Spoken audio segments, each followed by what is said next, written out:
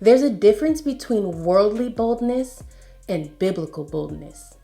Worldly boldness is loud. It's driven by ego.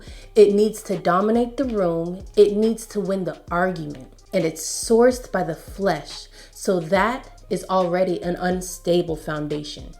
This means that this type of boldness can eventually be broken down.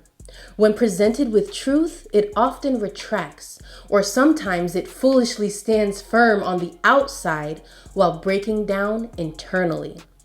Worldly boldness says, I stand on business, but it's rooted in pride. It confuses aggression with authority. But biblical boldness is rooted in submission. It speaks truth even when it costs something. It defends the truth no matter who it makes uncomfortable.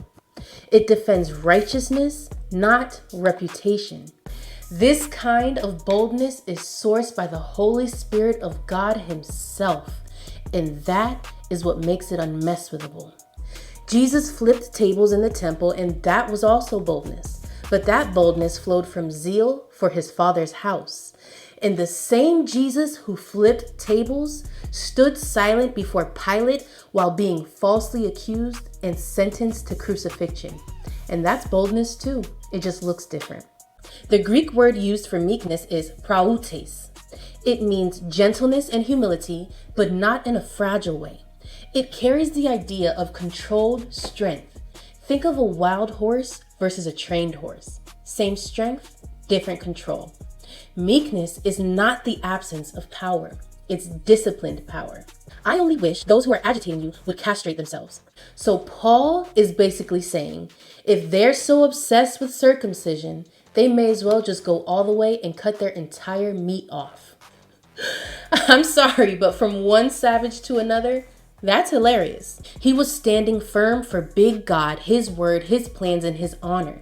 But even Paul, with all that boldness, still described himself as operating in meekness.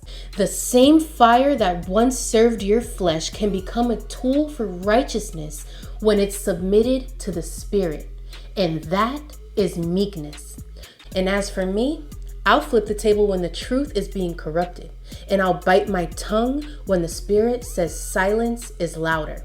Either way, my confidence, my boldness, and my meekness are sourced by the one true and living God. So this is your invitation to rock with Big Gods Lil Savage, or you can kick rocks. Either way, I'm gonna speak.